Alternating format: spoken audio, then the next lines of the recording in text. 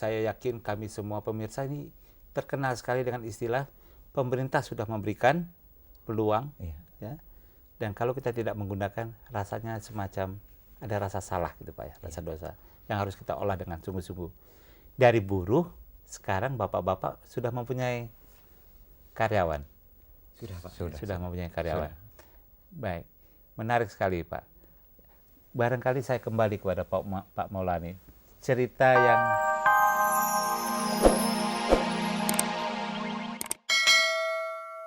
Ya, 200 pohon itu jeruk, itu bisa menghasilkan tahun terakhir itu Pak, 1 kali panen 3,5 juta.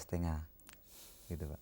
Jadi saya sendiri itu Pak, di samping mempunyai tanaman jeruk dan kakao, itu juga saya tanam jangka pendek kalawija, jenis jagung, kedelai, dan kacang-kacangan. Dan saya juga mempunyai usaha lain begitu Pak, jenis dagang, jual beli kakao, kedelai, dan juga berdagang ya Pak ya? ya berdagang Pak. Bapak berdagang dari Jawa dulu? Saya dulunya dari Jawa Pak, memang cuma buruh Pak, enggak punya juga dagang Pak, apalagi pakai dagang Pak, modal nggak punya Pak. Nah ini alhamdulillah Pak, saya mempunyai jeruk panen itu atau kakao itu bisa saya pakai modal gitu Pak. Bisa dijadikan modal Ya, untuk berdagang itu jadikan Pak ya? modal untuk berdagang Pak. Ya. Jadi juga banyak juga teman tuh memahami, dikira saya itu hasil kakao dan jeruk saja Pak. Tapi sebenarnya itu Pak, saya itu berusaha di samping tani Pak, memang ada dagang itu Pak, usaha saya Pak. Jadi macam itu saya katakan tadi, jual beli kakao dan jual beli sepeda bekas, radio itu Pak, saya untuk dibeli dengan warga. Ya maklum Pak, kalau warga itu Pak tidak bisa membeli yang baru, membeli yang bekas, yang penting bisa dipakai gitu Pak. Jadi usaha saya itu Pak bermacam-macam ragam begitu Pak. Jadi sehingga semua itu Pak, saya hitung saya punya hasil tahun yang terakhir ini Pak, 1 tahunnya saya total itu Pak, kalau tidak salah 3,5 juta, 35.400.000 rupiah gitu. 1 tahun Pak? 1 tahun yang terakhir ini Pak gitu Pak. Hampir 36 juta ya Pak ya? Mudah-mudahan Pak tahun depan bisa lebih lah daripada itu Pak gitu. Insya Allah Pak. Pak Amiduddin gimana Pak? Ya.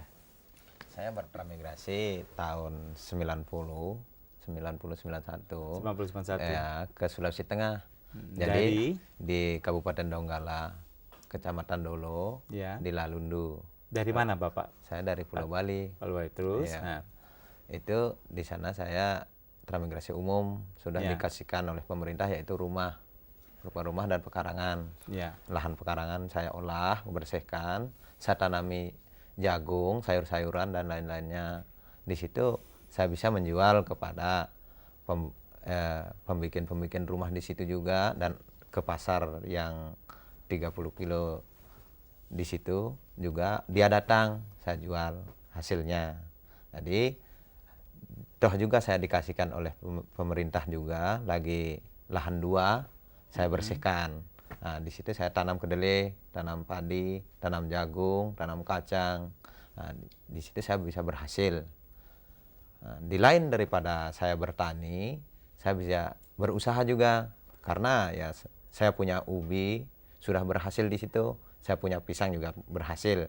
Cara pengolahan saya di situ, saya bikin keripik ubi dan keripik pisang juga. Oh, jadi tidak tergantung pada pembelian segar ya Pak ya? Jadi diolah. Saya olah, bikin keripik. Jadi perusahaan istri saya dan saya juga. Nah, di situ saya berhasil. Kedelai juga berhasil. Teman-teman yang ada di situ juga ikut tanam kedelai, tanam jagung, berhasil. Jadi di situ saya yang mengepul, saya yang beli. Nah, saya yang memasarkan kepunyaannya masyarakat di situ. Dan saya bisa membawa ke luar pulau, Pak. Begitu. Ke luar pulau? Iya, yaitu ke Samarinda, Kalimantan Timur, begitu. Nah, hasil saya di situ, selain daripada petani, adalah juga pedagang. Begitu. Bapak berdua ini sekarang sudah berhasil. Tapi ketika pindah dulu kan pertama kali kan tentu saja ada pahit getirnya dan sebagainya. Sebetulnya modal bapak-bapak ini apa sih sebetulnya? Sebenarnya Pak, kami ikut transmigrasi itu Pak, saya punya modal itu Pak dari daerah asal. Itu memang ongkos itu kebetulan Pak cuma pas-pasan sampai di lokasi aja Pak.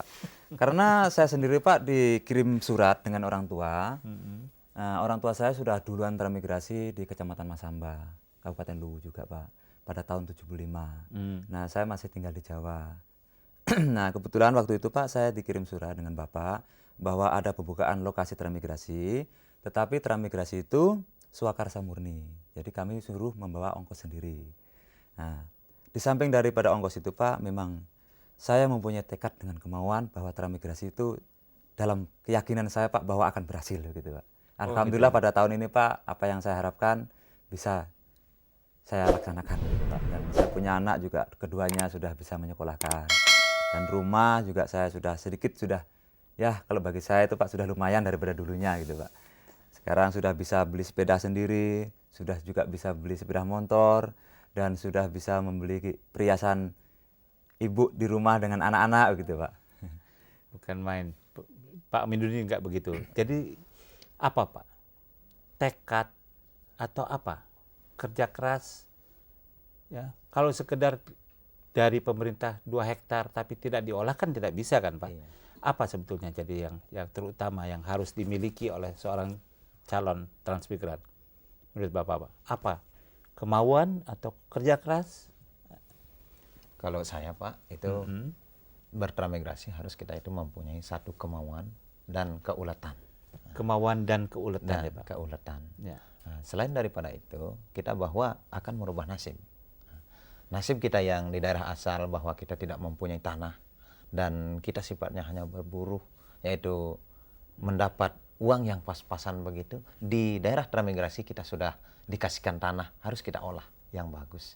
Nah, jadi pemerintah mengasihkan tanah itu tidak sia-sia belaka mengasihkan dia. Kita harus mengolah yang rajin dan tekun.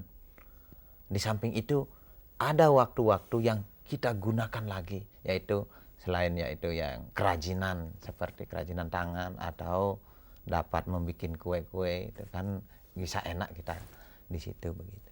Yang keripik itu Pak Iya, ya. keripik. Ya. Ya. Pak Aminuddin, saya yakin kami semua pemirsa ini terkenal sekali dengan istilah pemerintah sudah memberikan peluang, Iya. ya. Dan kalau kita tidak menggunakan, rasanya semacam ada rasa salah gitu Pak ya, rasa dosa yang harus kita olah dengan sungguh-sungguh. Dari buruh, sekarang bapak-bapak sudah mempunyai karyawan. Sudah Pak. Sudah mempunyai karyawan. Baik, menarik sekali Pak. Barangkali saya kembali kepada Pak Maulani. Cerita yang sangat singkat dari dua beliau ini menunjukkan sesuatu Pak. Ya. Lalu apa,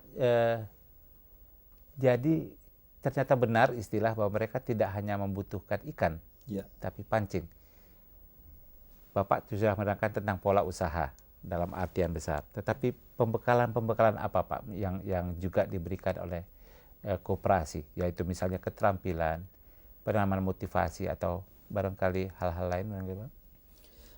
Seperti yang disampaikan oleh saudara-saudara kita berdua, Pak Basuki dan Pak Aminuddin, penentu dari keberhasilan itu memang kemauan dengan keuletan. Ya. Oleh karena itu maka bekal yang juga kami pandang penting bagi saudara-saudara kita yang ikut di dalam program transmigrasi itu adalah motivasi.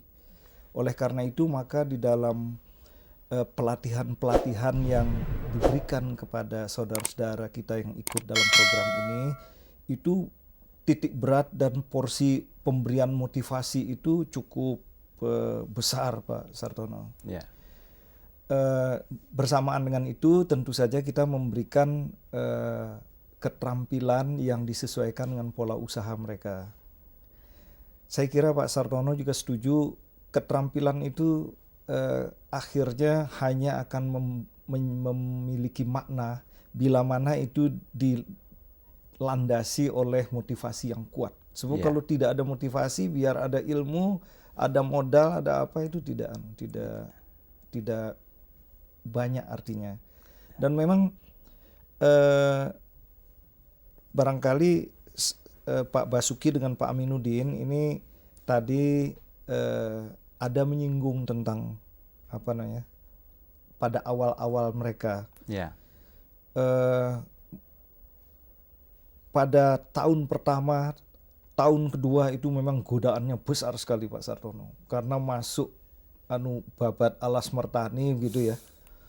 Ketika curucuk-curucuk kayu masih banyak di sana, lalu barangkali juga binatang, dan terutama yang dari daerah Jawa dan Bali itu godaan itu adalah suasana sepi yang mencengkam Ya. di daerah transmigrasi. Itu godaan yang Besar sebenarnya sekali. besar sekali. Ya.